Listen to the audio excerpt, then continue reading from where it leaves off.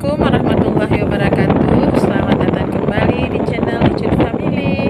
Teman-teman, apa kabarnya? Semoga dalam keadaan baik-baik saja, aman-aman selalu dan sehat walafiat.